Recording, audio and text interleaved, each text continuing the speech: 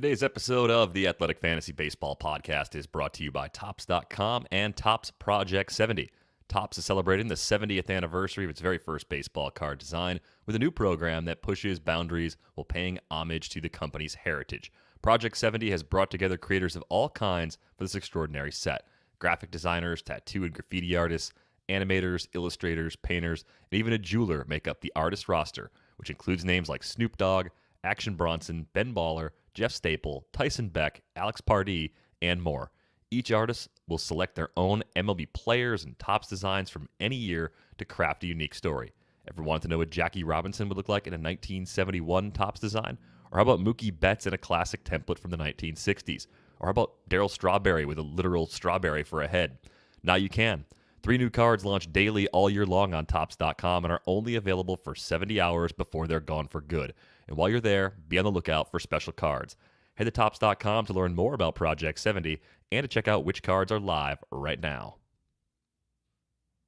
And welcome to the Athletic Fantasy Baseball Podcast presented by Topps. Check out Topps Project 70, celebrating 70 years of Topps baseball cards. Derek Van Riper here with Michael Beller. It is Sunday, July 18th. Got a couple prospects coming up, at least one that's already up, one more that could be on the way. So some pretty interesting players to bid on this week. So we're here to break it all down. How's it going for you on this Sunday, Beller? It is going good, my friend. Beautiful day here in Chicago. Looking forward to making some bids, maybe from the Lake Michigan shores. Get to the beach later today. It's a great way to wrap up a weekend, I think. How you doing? Seems like a great beach day. I'm feeling good. I was really into Game 5 of the NBA Finals. I'm a bandwagon Bucks fan at this point in my life. I was a huge Bucks fan back in college. And at the time of the Ray Allen trade, I just lost it. My 19-year-old brain could not handle that situation at all. So I punted. I wasn't there for the Gian Leon era. I missed a lot of bad Bucks basketball. I wasn't a big fan. Forgot about you, Gian Leon. when Bucks and 6 became a thing, I was nowhere to be found. I obviously understand where it came from and what it's about now. But it's been a great finals. I think just from like a more objective perspective, I see a lot of people saying this is one of the better finals of the last decade or so. But basketball stuff, for another time. I want to start this week again by focusing on hitters, and probably the best hitter out there in a decent number of leagues, in part because of NFBC rules and because he's been in the minors all season, is Jarren Duran. And Duran, of course, is an outfielder for the Red Sox. He was scheduled to debut on Thursday. That game got postponed. Then they kept him out of the starting lineup on Friday against a lefty, Jordan Montgomery. So he actually debuted on Saturday, had a single in his first big league game. Duran is a player that changed a lot during his time at the alternate site. He added a lot of power last year. That power carried over to the beginning of the season at AAA. He's always had speed. He's always had a pretty good hit tool, and he's actually a good defender in center field, so he really ticks a lot of boxes for us as fantasy players because the defense can stabilize the playing time, and even if the power or speed aren't there immediately, there's reason to believe that it will get there sooner rather than later. And of course, to make room for him, Enrique Hernandez, who's been great defensively in center field and has hit very well this season, is just moving back around in a super utility role. So I see a path for Duran to play a lot. The fact that they didn't let him debut against the lefty on Friday gives me this idea that maybe they want to be a little more careful with him and just want to go big side platoon. How does that impact the types of leagues in which you're interested in picking him up? It doesn't really.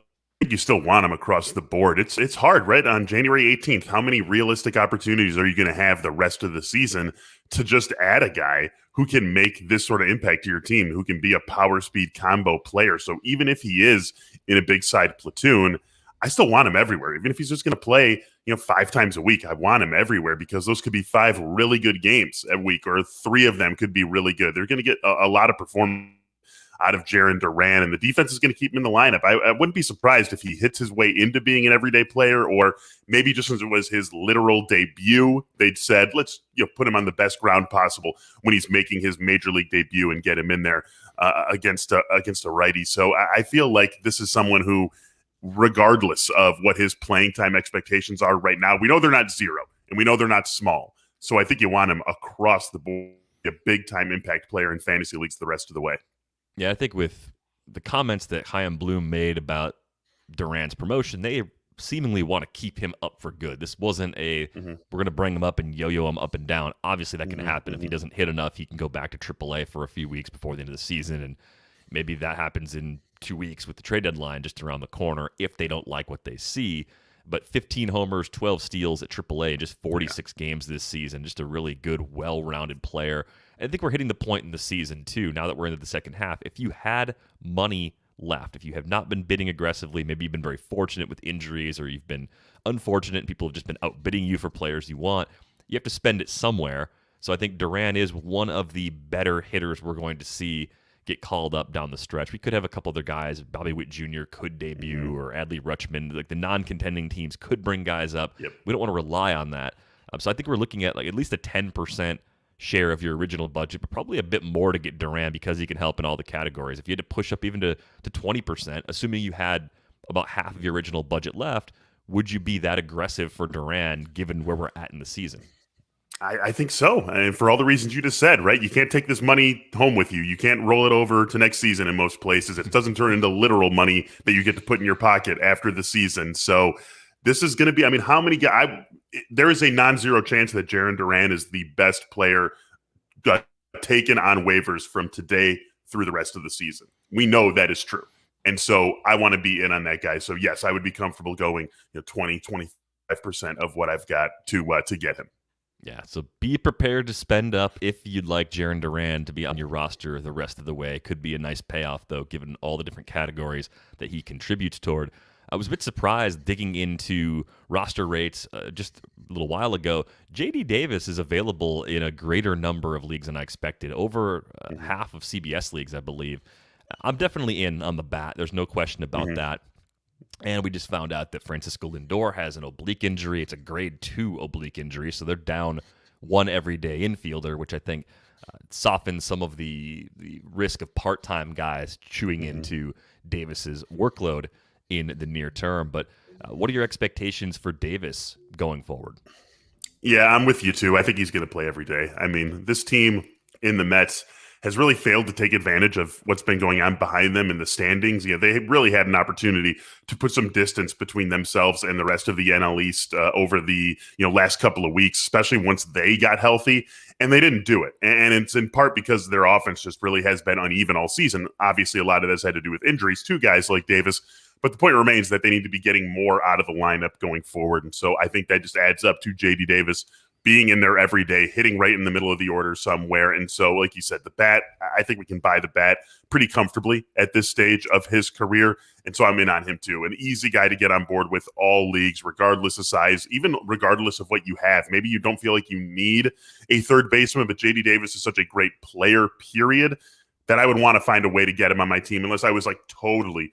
Like I've got in Top Wars, I've got Manny Machado, Yohan Moncada, and Nelson Cruz, right? So I've got corner infield blocked, third base blocked, utility blocked. There's nothing I could do. I would have to be in that extreme of a situation to not go after J.D. Davis. Yeah, I mean, I think he's an impact player in just about all formats. We've seen pretty big numbers from him going back to 2019, his first year with the Mets. Easy 20 home run power, but also a good source of average and OBP, so it fits well in a lot of leagues. The only thing he really doesn't do is run. That's fine. He hits enough to offset that. So I'm definitely in on Davis, and I think it's going to be probably a little less than what it takes to get Duran, but one of the other guys who's out there in a decent number of places where you are going to have to spend up if you do want to go ahead and get him on your roster. Cole Calhoun actually returned from an injury just before the All-Star break, but he's also floating around in a decent number of leagues, and I keep wondering if he's also going to be on the move because Arizona is a clear-cut seller, and there are a few teams out there that could use some corner outfield upgrades. Talking about a guy who's had a pretty up-and-down sort of track record in recent years, but 33 home runs back in the year of the rabbit ball in 2019, and usually he's just a solid player. Even if he's a low-average guy, it's like 20 home run pop and pretty good run production based on where he hits in the order. What is your interest level in Calhoun where available? Yeah, I think we know exactly what sort of player he is. He's exactly the guy that you laid out. So my interest level isn't overwhelming because he does have his flaws, and it's not the hardest thing in the world to find 20 homer pop sort of guys. You probably have a ton of them already on your roster. He's not necessarily the guy who's going to move the needle in a big way. I think I would have to be power needy or outfield needy to be going after him. I think there's someone who fits that bill in every single league. I think Cole Calhoun's an easy guy to get on a roster in a 14 or a 15 team mixer. I don't think there's any question about that. It just doesn't necessarily need to be you. It doesn't necessarily need to be me who's going after him. I would have to need power and or an outfielder to really get in on him. If I was in that position, I would be pretty interested in him because of that. You just know what you're getting. You're getting a 20 homer pop sort of guy. You know the rates aren't going to be great. If he gets traded to another spot, he'll have a little bit better of an environment around him, a better lineup context than what we're going to get from him in Arizona. So there's reasons to like him, but I think you need what he offers if you're really going to go after him. It's not like a JD Davis or Jarren Duran situation for me. Well, I think for me, you're accepting a batting average hit. If you get good batting average, you're lucky. He's hitting 263 this season, but he hasn't topped 244 in the last 4 years. Projection systems all reflect that. Interestingly, though, the power output and the run production, just the overall offensive value, depending on which projection system you look at, Calhoun comes out somewhat comparable to JD Davis. So I think he's the kind of guy that will go for less than Davis, but might provide similar value, albeit without the average, as we mentioned before. So wouldn't forget about him, would at least make him a contingency bid as someone behind Davis if you're looking for some outfield help this weekend. There's one more outfielder I definitely want to get to, and that's Oscar Mercado. He is back up in the big leagues right now. As it stands currently, Cleveland is not pushing his playing time to an everyday level just yet, but they are still playing Bradley Zimmer. They are still playing Daniel Johnson. If Mercado hits, he'll play more. And I think the thing that has me encouraged about him is that in the brief time that he's been back in the big leagues this year, he is striking out less than he did in the shortened season. A 25% K rate is tolerable. He's walking more like he did in the minor leagues. He's got a 10% walk rate. Again, it's only 14 games, but we're seeing some underlying changes from Mercado that are encouraging. And given the makeup of this depth chart, to me, it seems like a no-brainer to at least include him. If you're in a 15-team league and he's still out there, he can help potentially in every category. Maybe a slightly below average contributor again in the batting average category, but unlike Cole Calhoun, I think you might actually get maybe 8 to 10 steals from Mercado if things break just right with his playing time the rest of the way.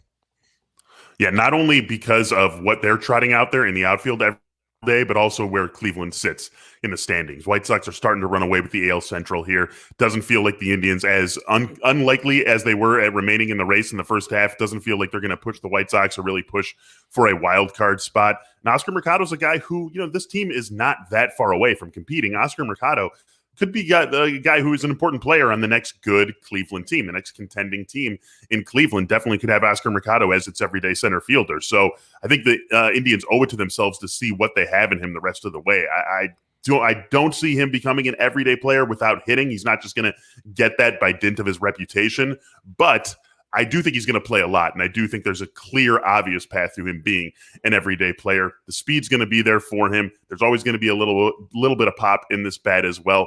I would rather go after him than Cole Calhoun if I was shooting for upside. Yeah, we know what Cole Calhoun is. I would rather go for Mercado if I needed an upside sort of play in my outfield, because I do think that if he can just walk at this rate and keep the strikeouts down, there's a really nice player in here.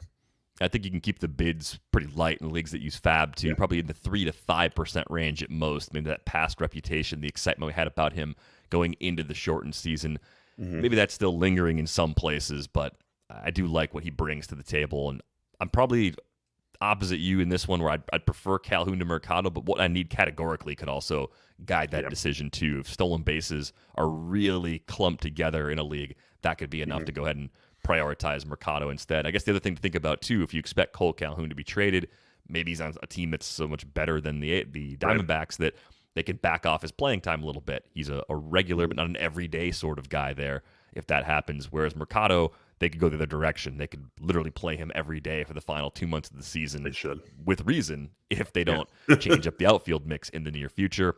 One other bat that I think became a little more interesting in the last couple of days is Patrick Wisdom. I think with the way the Cubs move a few guys around, Jock Peterson going to Atlanta gives Wisdom more chances to play against same-handed pitching. So do you agree with that assessment? Because I think just in terms of what Wisdom has done power-wise, a 264, 315, 620 line with 13 homers in 45 games, that gets people pretty excited.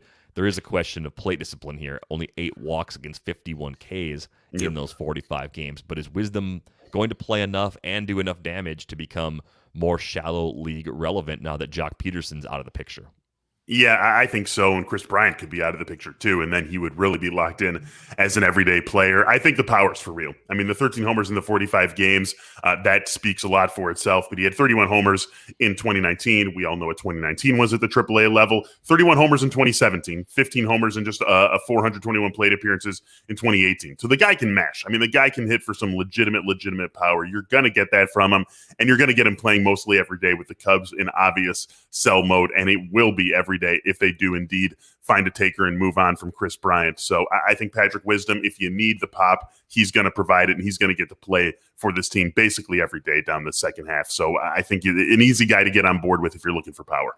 Definitely the kind of guy that has some batting average downside, but they also don't have a lot of competition for him playing time-wise. And if they want to see if they have a future piece there, exhausting his playing time the rest of the way is one way to sort that out. A whole bunch of names for deeper leagues that we're going to run through pretty quickly. I noticed Elvis Andrews still playing a lot. His season-long numbers are just awful. He's got a 237, 277, 322 line, but 8 steals. And unless the A's trade for a shortstop, which is totally possible, they've been linked to Trevor Story. They could go out and maybe trade for Andrelton Simmons and just go all defense at the position. But if Andrews keeps this job, do you have any interest in him in leagues where you're scrambling for middle infield help, given the difficulty of finding steals on the wire? Yeah, scrambling for middle infield help and also stolen base needy. If I check both of those boxes, then I can swallow the batting average hit. I can swallow the fact that he's not really going to give me much else and just go after what he does give me, which is a little bit of middle infield help and some speed. If I need both of those, I can go after him. If I don't need one or the other, I'm pretty easily passing on him. A couple other names to throw at you here. Gavin Sheets playing a lot for the White Sox. He's actually started every game for the White Sox since June 29th. He has first base and outfield eligibility in some leagues. Kind of a similar profile to Patrick Wisdom, actually. 244, 340, 600, 4 homers in 14 games so far.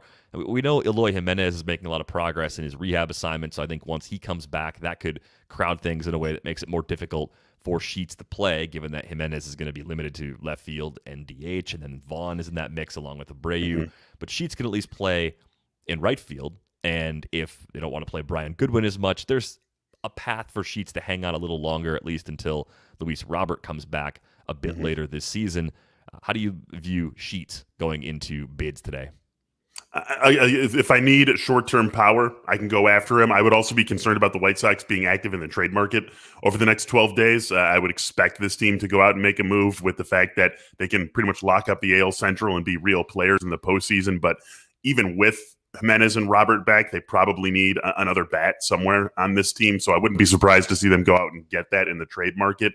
Gavin Sheets, I think, is probably going to be just a short-term guy for us on our radar. But there's value in that. And so if you need some power right now and you're not trying to be married to the guy for the rest of the season, I could see going after him today.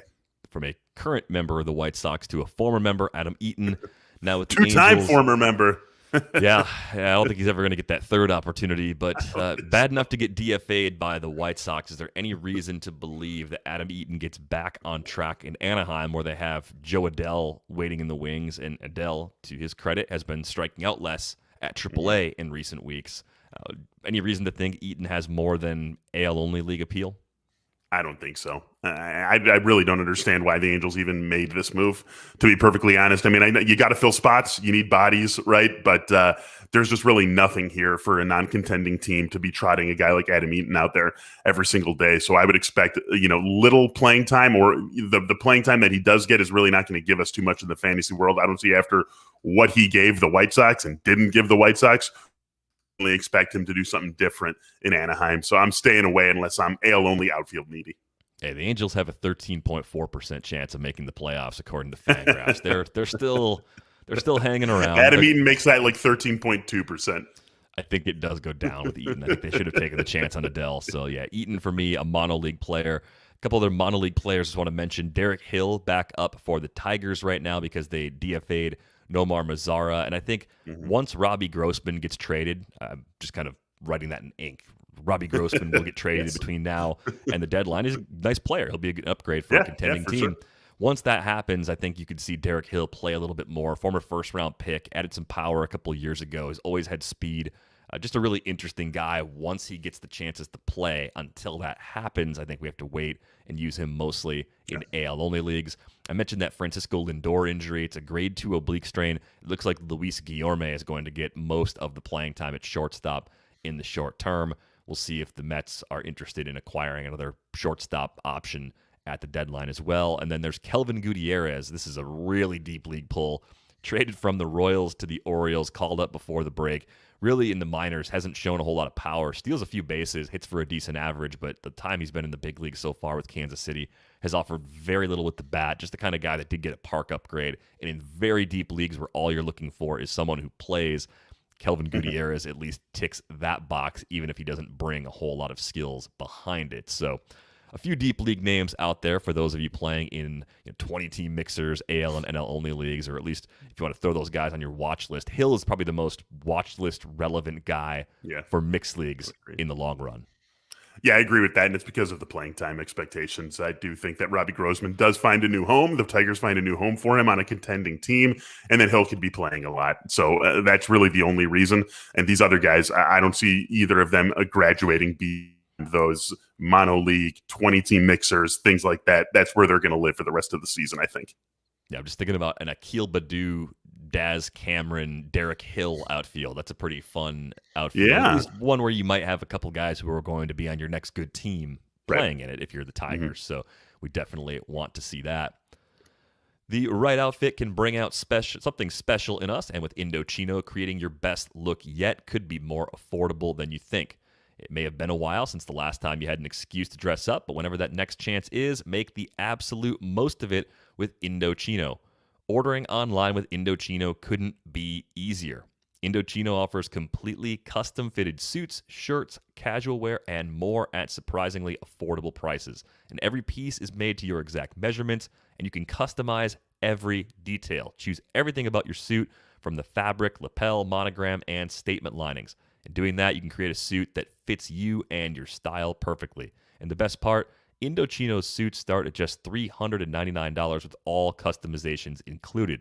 Indochino is now open at select Nordstrom stores, giving you even more ways to get great fitting, personalized clothing. Find your nearest location at Indochino.com.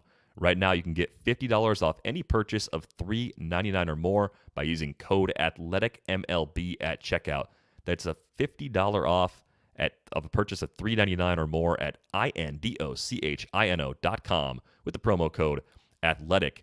All right, let's get to some of the pitching that is available this week, and there's a few two-start pitchers we're going to get to. One guy that's not confirmed, but I think is on the radar in leagues where he's eligible to be picked up. And again, I say that because I know in NFBC leagues, guys that weren't drafted, who haven't played in the big leagues this yet, cannot be added until they actually start playing. That's Josiah Gray. The Dodgers, of course, have needs in their rotation right now. Clayton Kershaw has the forearm injury. Trevor Bauer still on administrative leave amid sexual assault allegations. And Gray has been working his way back, stretching out again at AAA. He is their top pitching prospect. David Price has one of those spots right now. The matchups here, this is the classic, if this happens, tough matchup that you don't feel great about, but then the cakewalk that makes you take the chance on that first one. Yep. I think with Gray, you're almost looking at him in leagues where he's eligible right now more for the future, or if you're in a league that doesn't require to use him for both of these starts, you're just eyeing up that second start against Colorado and hoping that he does, in fact, get this opportunity. I mean, the Dodgers with pitching development, what more could you ask for, right? And Gray is one of those guys. You look at his minor league numbers; he has taken off since he was acquired by the Dodgers just a couple of years ago. Yeah, I think I'd take this chance, even if I have to get that San Francisco start. Probably one of those guys. You make this point a lot, and it's a good point to be making.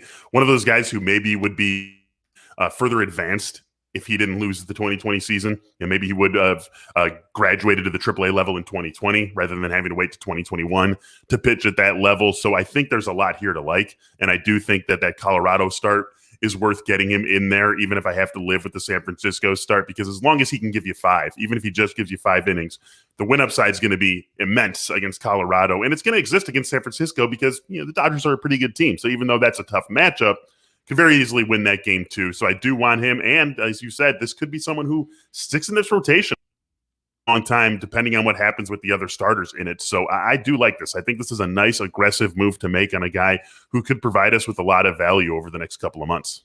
I think Gray is among the many players that have, because he's missed time in the minors this season, he was going to have some workload caps going into the year just because of past workloads and how they want to protect his arm.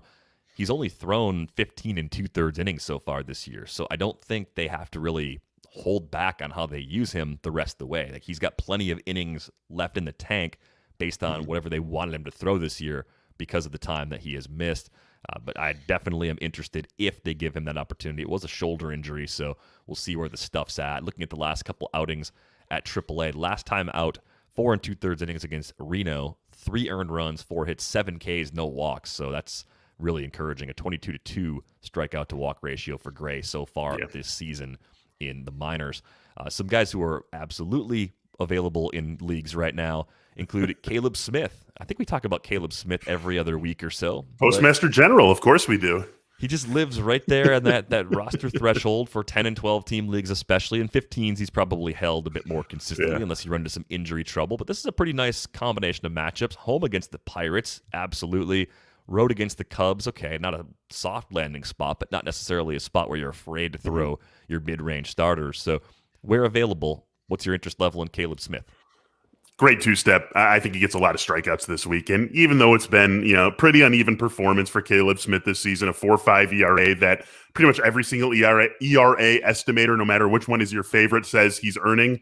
He's striking guys out, right? I mean, he's striking guys out, and that's pretty much what we've always come to expect from Caleb Smith. 81 Ks and 71 1/3 this season. So you look at those two matchups, first Pittsburgh, great. And then at the Cubs, there's some hitters in this lineup that you're still afraid of, but a lot of strikeouts in this lineup too. Up and down, there's going to be a lot of swing and miss in that Cubs lineup. I think Caleb Smith easily gives you 1.3 strikeouts per inning this week, and that's someone who I want in my lineup. So easy guy for me to go after, easy guy for me to like this week, even if I'm out after this week. Yeah, and it's not going to cost a fortune to go get him. I mean, I think 2% of your budget, 3% of your budget might be enough in a lot of leagues. If you're in a ultra competitive main event situation, maybe you have to go a tick more. But I think in those 15 teamers, he's already gone. I think you'd be looking at him more like in the online championship and in leagues that are shallow, 10 to 12 team mixed leagues. Again, it's probably that sweet spot. Let's talk about Tristan Mckenzie for a moment. He's had a couple of flashes late in the first half where he's looked a lot better than he did earlier in the season. The problem, I think, continues to be command, and even the fastball velocity isn't where we'd like it to be. He's down a full tick compared to where he was a season ago. Do the recent results try to pull you back in? You can see the matchups. If you're watching us on YouTube at Houston versus Tampa Bay. You're not picking him up and using him for these two matchups, but do you think there's a chance, given all the issues they've had in their rotation, that he pitches well enough to actually stick and starts to deliver on some of the potential that we saw in him going into the season? Another guy that Cleveland, I think, has to stick with over the second half of the season, unless the walks are just like hilariously overwhelming and they just can't they can't justify trotting him out there because he's walking, 5 guys in 1 inning of work. You just can't do that. And as long as he avoids that, with that potential that he has, and the fact that this team, as I said, when we were talking about Oscar Mercado, really not that far away from being a contending team. A couple of clicks, an add here, an add there, maybe an addition by subtraction move, and they're right there again. And so I do think that they need to see what Tristan Mckenzie is, what he can be for them in 2022, and perhaps beyond that as well. Another one of these teams we talk about as having just a great development track record, and I would just bet on this working out with Tristan Mckenzie eventually, so long as he can find the strike zone. So if you're not compelled to start him against Houston and Tampa this week, he's definitely someone who I want to be on because I do think that there is a lot of ceiling here for the rest of the season. If he can just cut that walk rate to like even like 10% is something that we can live with what his ceiling is and the amount of strikeouts he can get. We just can't have him walking 8.9% of batters he faces the rest of the season, the mark that he's put up to this point of the season. Yeah, and I think if you do pick him up this week and you stash him, keep an eye on the radar gun because he showed an uptick in velocity in July, has shown one so far compared to where he was in the first 3 months of the season. Holding that would go a long way toward helping him get back on track. And I don't think the minor league track record with him doesn't point to prolonged issues with command and control. He wasn't walking guys at any stop. He was young for the level everywhere he was. It just seems to me that he's the kind of guy that, especially if he gets a bit stronger, if he adds a little muscle in the offseason, could be the kind of guy that we're all very excited about going into 2022, especially if he puts together a nice stretch here to close out this season. Let's get to another guy in your neck of the woods, Alec Mills. He's got a couple of nice starts coming up at St. Louis, home against Arizona. He was an Eno guy going into the season, of course, threw a no-hitter late last year against the Brewers. I still owe you beer for that, so hopefully I can get that to you before I move, because it's going to be even more of a pain to do it. Wait till after. Give me some California beer. Give me some Palo Alto, San Francisco area beer.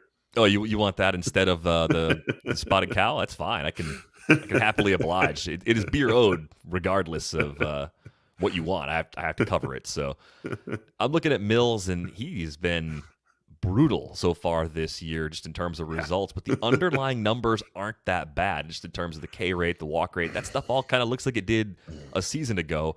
I think he's a true back end starter. Mm-hmm. But I think a back end starter like Mills can actually be useful in these types of matchups. At St. Louis, definitely not a bad road spot to have to go. And then catching the Diamondbacks at home, especially if you could split them, I think in daily leagues, Mills is going to be a very popular streamer during the weekend against the Diamondbacks. Oh, yeah, absolutely. And I don't mind that St. Louis matchup at all. And when you say back-end starter, true back-end starter, I agree with you. And there are two ways to read that. One is the negative way.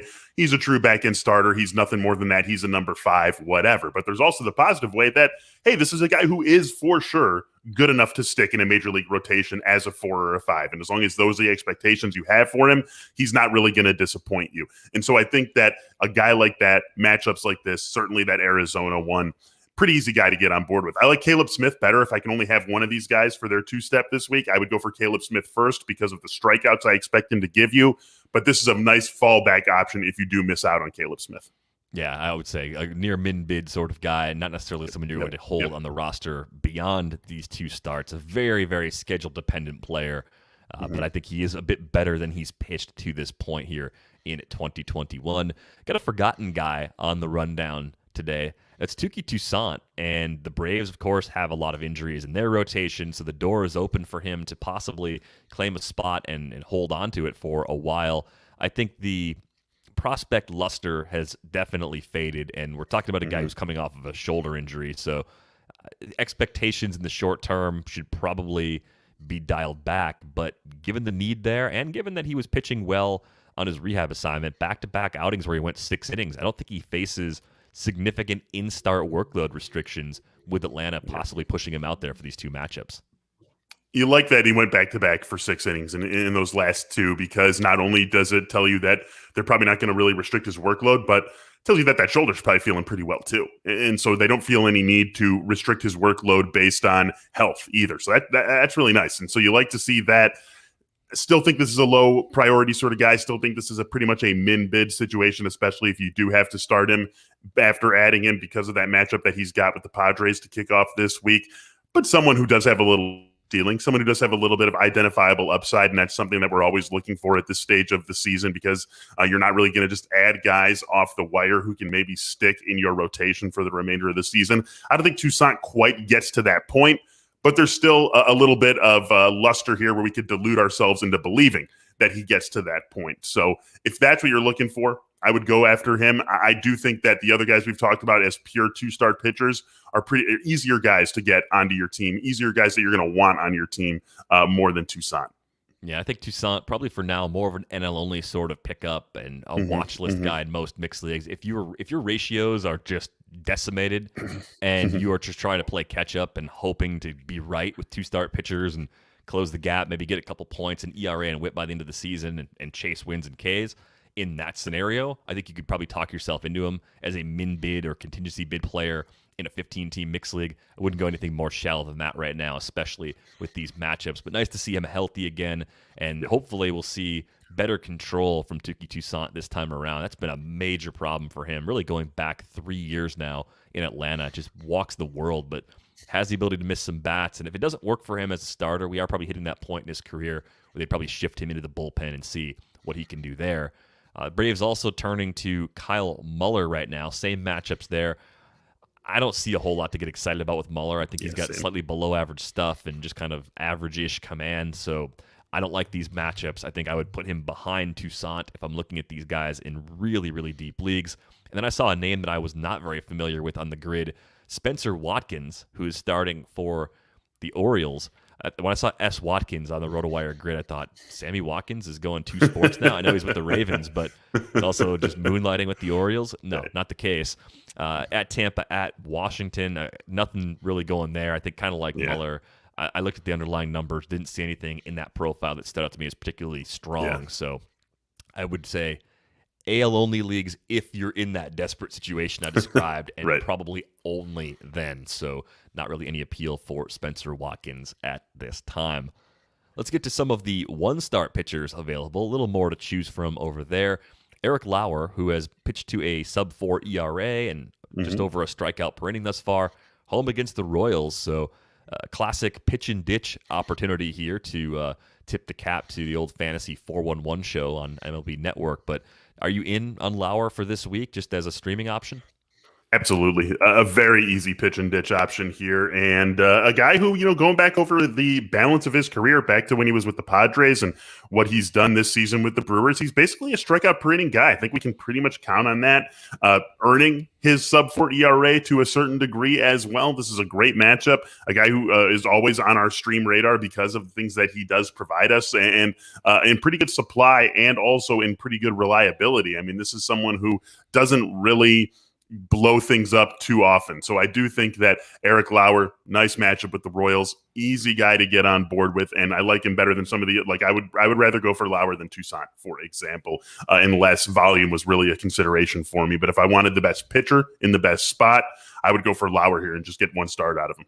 Yeah, I think a near min bid might be able to get it done at this point as well. And of course, the Brewers are being a little careful with Freddie Peralta. It sounds like he's not pitching again until next weekend because they're monitoring his innings. He, of course, was in the bullpen last year. They don't want to overwork him. So part of that is also continuing to use Lauer as a part of that rotation mix. It looks as though Taylor Widener is going to be back up. This is an unconfirmed start. If he comes back up for the Diamondbacks, he gets a home start against Pittsburgh. I think I would keep him behind Lauer, which is why he's after Lauer on the rundown. But I continue to be amazed by Widener. It's only 28 to 30 innings. It's only 6 starts. I had such low expectations for him that even in a relatively small sample, a sub-3 ERA and a good whip and nearly a strikeout per inning were just things I did not expect to get from him. Yeah, I'm right there with you. I mean, I don't think that we should have expected that, really going back over his minor league numbers, that we wouldn't really think he's that kind of pitcher. He got blown up at AAA in the 2019 season. And so I do think that he's pitching a little bit above his head right now, but we're not too concerned with that when you're looking at a matchup with Pittsburgh. This is a pure matchup-based play, but one that is pretty easy to make, one that you should be pretty excited to make if it is available to you. I am in agreement. Lauer first pretty easily. If I can't get Lauer, that's where Widener enters the discussion for me. It gets pretty dicey from there. A couple of their names, 2 in the Detroit rotation. 1, Matt Manning, a top prospect who has just not pitched well this year in Toledo or in Detroit. Still in the minors right now. They have to call him up if they're going to actually use him in this spot. Are you interested in Manning at all outside of long-term leagues based on what you've seen over the course of this year? I'm not. There's always the desperation caveat that we talk about with pitchers. You mentioned it earlier. If your ratios are totally shot and you're trying to play catch up and get a little bit lucky, or if your ratios are totally shot and you're trying to make up some ground in volume areas and you don't care if you get lucky in the ratio numbers, that caveat always applies. So Matt Manning can qualify for a fantasy league interest in that sort of way. But it has to be that. It has to be long-term and, thinking that maybe another offseason will get things on track for him. But if that's not where I'm sitting, then I don't really want to play with fire here. 14 home runs allowed in 54 and a third innings split between the Mud Hens and the Tigers so far this year in 12 starts. I can't trust it. I saw him on the grid, get excited by the name, but we need to see a little more before we can actually trust Matt Manning in most redraft situations. Believe it or not, I think this other guy, a blast from the past, Willie Peralta, is more interesting right now. Big difference for him. He's got a split change he's been throwing. It's a pitch he didn't used to have. Doesn't throw as hard as he used to, but might be attacking hitters with a slightly better game plan. I think if I'm looking for innings and I'm not worried about ratios, Peralta is kind of the equivalent of Touki Toussaint. It just doesn't have that long-term ceiling where you could do worse. you could find a worse starter in a worse match. I just like that he's got a new pitch. I think it's a reason to kind of step back and reevaluate him again. So it was a good call out by Ian Kahn on Under the Radar earlier this week. I think this version of Willie Peralta at least has a chance to be occasionally streamable, and at Kansas City is that kind of matchup you're looking for guys who are occasionally streamable. Whenever a guy who, especially a guy who we know well, like Willie Peralta, suddenly has better performance, I think we always want to look for that substantive change. Does he have a new pitch? Is he changing the way his pitch mix is used? Does he suddenly have new velocity? Like, we always want to look for something that we can point to as a reason why, other than just, you know, the short-term vagaries of baseball and everyone's going to have a nice 2-start stretch or 3-start stretch, whatever the case might be. Willie Peralta has that, as you said, the split change. So that's enough for me to say, hey, maybe this is a slightly new pitcher, and that Kansas City matchup, 2 thumbs up for it for sure. So, someone who I would get on board with, maybe right there with Widener. I think I'd rather have Widener, but I would put in like the same level of bid for Peralta with just Widener ranked ahead of him. And then if I don't get him, Peralta would be my next guy. Yeah, like min bid or zero bid or a min bid +2, something just real small, I think, for guys like that. And curious to see where it goes. Also not going to push it too much if the matchups get a bit more difficult for Peralta in the near future. Let's get to some reliever talk here. Ranger Suarez, perhaps proving to be the answer that the Phillies are looking for in their bullpen. Like I didn't think we'd get down to one clear-cut closer in Philly, but I'm starting to think there's a chance that Ranger Suarez actually could be that guy. Beller, can you talk me into him or out of him? Which direction are you going to choose? Because I'm kind of lukewarm. I'm kind of like lightly bidding where I need saves. I'm not aggressive. I'm not ignoring him. Do you have a stronger pull with Suarez? So I don't have a stronger pull. That's pretty much where I am with him also, but I would choose the talking into side because of what a nightmare this bullpen has been. I mean, it's been so bad this season, really up and down from, there's some talented arms back there. We expect more out of Hector Neris. We expect more out of Jose Alvarado, and they just haven't been able to do it. And Ranger Suarez, in whatever role the Phillies have asked of him this season, has been pretty good in it. So I think that with the consistency that he has shown this season, that he's going to get this chance, and where there's really no reason for us to doubt him based on what he's done this season. Obviously, that could go off the rails, but you have to take it at face value at this stage of a season. And so I think that there's reason to believe that he can hold on to the job. Now, obviously, Phillies could easily be in sell mode over the next 12 days, even though the Mets have really let everyone stay in the race in the NL East, right? All these teams, Philly, Washington, Atlanta, definitely can all talk themselves into overtaking the Mets. In Atlanta, we're seeing them already with that Jock Peterson trade. They think that they're still in the mix here. They're buyers. So that maybe complicates matters. But in a situation where Ranger Suarez remains in Philly, I do think that he is the closer for this team. Yeah, results have been great so far. Changeup's really good. Fastball, even with the extra velocity, doesn't grade out particularly well. But definitely a guy that I would throw at least like a 2 to 3% bid on if I'm stuck in that need a third closer position. I still think it's Philly. Like just when you think that someone has settled in, they go out and get blown up, and then everything changes again. It's just one of those bullpens where I don't think we're ever going to be lucky enough to have that that calm, consistent presence, at least not down the stretch this season. I think Suarez could be the closest thing to it, but I would look at him as more like a half closer than a guy that actually has the entirety of the job at this point.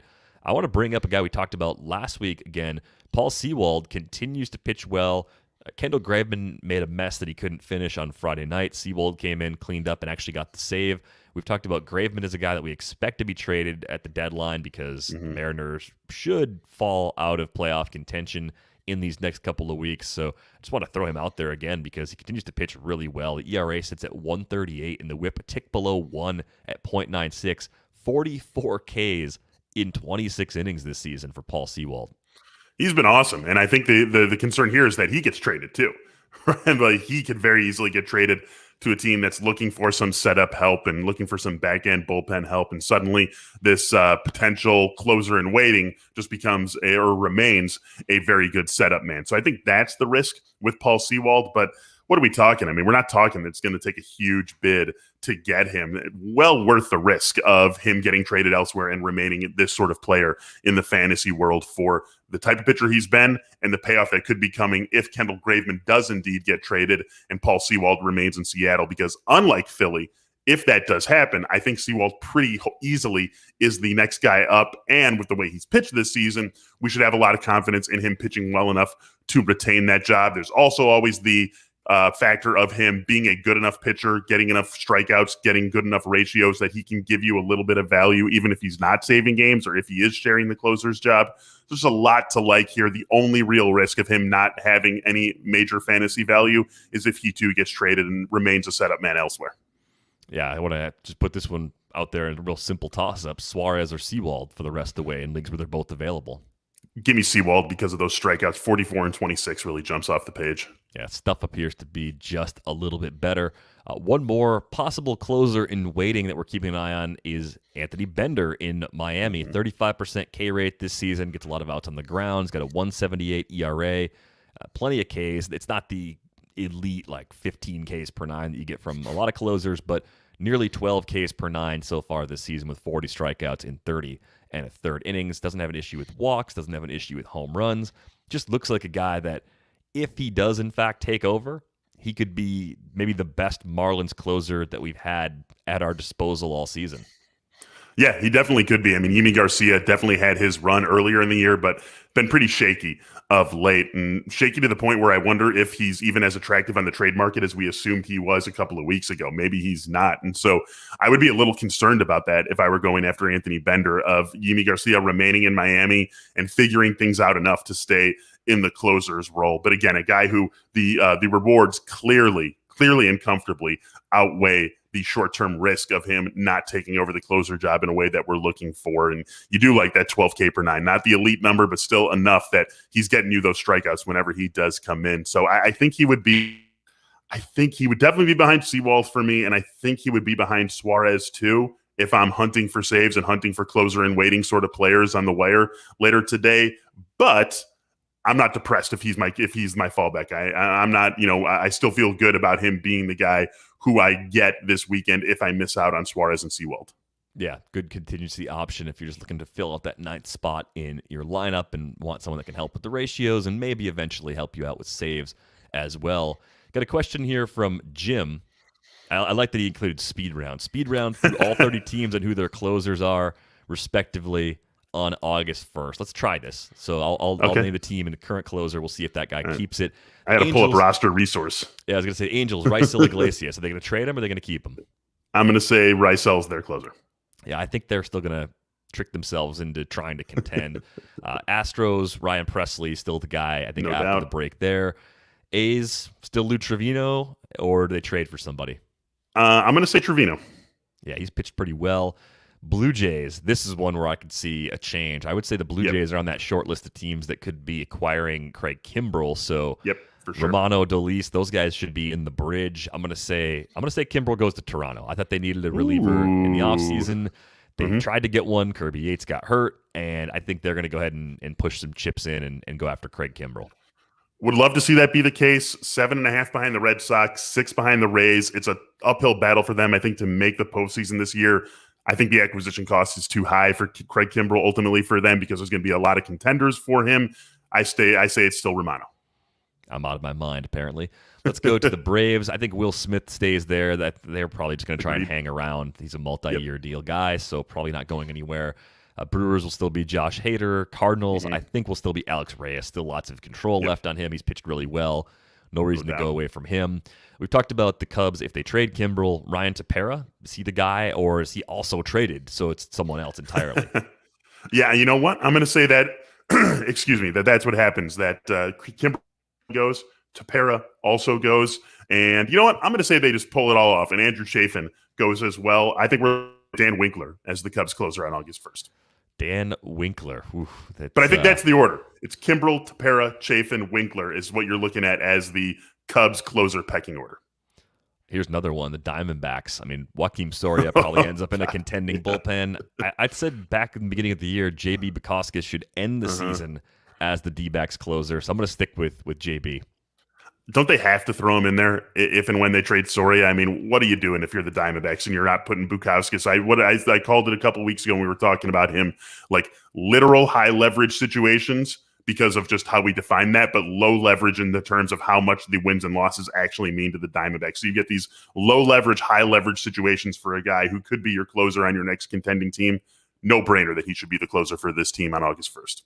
Let's get to the Dodgers, where Kenley Janssen has pitched really well this year. Kenley Janssen has not allowed an earned run since May 28th. Wow. I didn't realize that. Yes, Kenley Janssen is the closer for this team on August 1st. Yeah, he's been great so far this season. Rolling through, we got the Giants. I think they would also be in the market to possibly add Kimbrel. Or this is my Kimbrel team. That's your Kimbrel team? That's probably a better use of Kimbrel than the Jays. Who else is out there as a closer? Maybe Richard Rodriguez is closing for the Giants. Yeah, they're not going away anytime soon. Like they're going to be good for a few years. Like a guy with control left also makes sense for them. That's true. But I think they swing for it now. They see what's happening with the Dodgers. They see what's happening with the Padres. Even though they're not going away anytime soon, they're also going to be running third in this division next year. So I think they make the swing this year and they go get Kimbrel. And also, like, the Padres are going to be in on Kimbrel, I think. And so even as well as Mark Malanson has pitched. And so not only would the Giants getting Kimbrel get them Craig Kimbrel, but it keeps them from going to the Padres too. So this is my team. I say that the Giants make the big move and they land Craig Kimbrel. He's closing for them on August 1st. So Emmanuel Clase has had 3 blown saves in his last 4 appearances. ERA still at 2.13, whip still at 1.29. I would assume it's James Karinchak if they just make a change internally. I don't think they're trading any of those guys away. No. Am I wrong to assume it's one of those 2 guys the rest of the way? I think you're definitely right to assume it's one of those guys the rest of the way. And I do think that my bet would be on Karinchak getting more opportunities. I don't think either of them is going to be the sole closer in Cleveland the rest of the way, but I bet Karinchak gets more opportunities. All right, Seattle, we just talked about. Paul C Walt, I think, is the guy. Let's put Kendall Graveman on the Giants. That's the guy I'll put on the Giants instead of Richard Rodriguez. That's because Graveman's been in Toronto before. They're not going to go down that road again, so I think San Francisco is Kendall Graveman's new home. Marlins, we talked about just a moment ago. Let's say Anthony Bender, just because of all the shuffling happening there. Edwin Diaz, is he still the closer for the Mets on August 1st? I mean, this could be another place for Kimbrel, I suppose, but I will say Edwin Diaz sticks. It's Diaz. If without a trade, it's Diaz. There's no internal takeovers here. A walk-off grand slam last night against the Pirates. Back-to-back blown saves. Why does he do this? He looks so good for a stretch. He had a 2.86 ERA and a 1.07 WHIP after his outing on July 10th, and now he's at 4.17 and 123. Because of 6 earned runs allowed in his last 2 innings. It's so frustrating. He should not get hit like that. How about the Nationals? Brad Hand still closing on August 1st? Yeah, I'll say Brad Hand. Could trade him, but definitely no internal takeover. Give me Brad Hand as the Nats closer. I think their core is old enough. Like obviously they have Soto and Turner as part of that core, but like the other part of the core is so old, they're going to try and keep adding a little bit. So I'll stay on the Hand side of that one too. Orioles, does it even matter? I mean, like they just mix and match so much. Like Paul Fry is probably going to be gone. Yeah. If it's Sulzer or Valdez, I'm not that excited. If it were Dylan Tate or Tanner Scott, that'd be pretty interesting if they could lean on one of those guys. It would be. It's not going to be a primary guy. I'll say that Sulzer gets the majority or a plurality. And no one's going to even get a majority of opportunities. I think the best you can hope for is a plurality, and I'll give that to Sulzer. I'll go Tanner Scott just to be a little different. Let's go to San Diego. Mark Malanson still closing on August 1st for the Padres? It's Malanson or Kimbrel, and I'll say they don't get Kimbrel and Melanson's closing. Phillies, we just talked about. Suarez, the primary guy, even if he's not getting all the saves? Yep, I'm comfortable going that route. And then Richard Rodriguez in Pittsburgh, gone? He has to be gone, right? And so we're looking at Bednar or Kyle Crick. I'll say Bednar is the closer for the Pirates on August 1st. Yeah, I'm with you there on Bednar. I think he makes a lot of sense. We got to put Rodriguez on a different team, I think, as we keep moving through. The Rangers, Ian Kennedy, probably gone. So where do they go? Yeah, I mean, Ian Kennedy is, I would say, a lock to be traded. I mean, Joely Rodriguez, that was when we talked to Levi Weaver, our Rangers beat writer, a couple of months ago, at this point, that was who he pointed to. So I will ride with that on the ground knowledge and say Joely Rodriguez ends up closing for this team. I hope it's someone like DeMarcus Evans health permitting. That would be great. That'd be a lot of fun. That'd be a lot more fun. Mm-hmm. The Rays, I mean, geez, is there ever an answer to that question? Yeah, right. There just isn't. Diego Castillo probably has primary a larger share, but still sharing. Matt Barnes in Boston got that extension, so he's the guy there. Cincinnati, another one. You know what? Cincinnati could be the team. Maybe they add Richard Rodriguez. They could. They definitely could be the team that adds Richard Rodriguez. But what are they? How much are they? Yeah, they're 6 back of the Brewers, and they obviously are not deluding themselves into thinking they're contending for the wild card in the National League. So I don't know. Like maybe like I just don't see them taking on a significant trade. Not that Richard Rodriguez is going to have a huge acquisition cost, but someone's going to be more desperate than them. We really are missing out on Richard Rodriguez's team. I will say that I feel like wherever he goes, he's probably going to go as a setup man, though. But I'm going to say Lucas Sims. As long as he can come back in early August like they're anticipating, I'll say Lucas Sims gets the majority of the opportunities there. Yeah, I'm on board with that if he's in fact healthy. The Rockies, Daniel Bard probably still there. They could go to Carlos Estevez or Michael Givens, but Givens could also be traded. So I think Estevez probably is the most likely to be closing on August 1st if those guys move as expected. The Royals are another shrug emoji team with their closer situation. Totally. Josh Stallmont's the guy that should be closing, I think, longer term. So I'd give him the upper hand, but I think that's a shared situation as well. How about the Tigers? Fulmer's probably going to get traded if he's healthy. Gregory Soto's been getting a lot of saves. I don't think they want to trade Soto right now. He's got lots of years of control left. So my lean is that Soto's probably their closer on August 1st.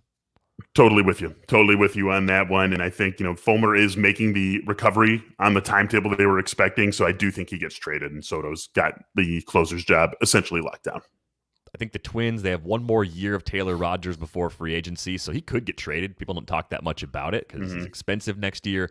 If they trade him, it's Tyler Duffy. I think Hansel Robles would be gone too. He's a free agent at the end of the year. I don't think they're going to trade Rogers, so I'm not stashing Duffy everywhere at this point, but I do like him if he gets the opportunity. White Sox, Liam Hendricks, that's pretty easy. And then the Yankees, is it still Aroldis Chapman, given what we've seen in recent weeks?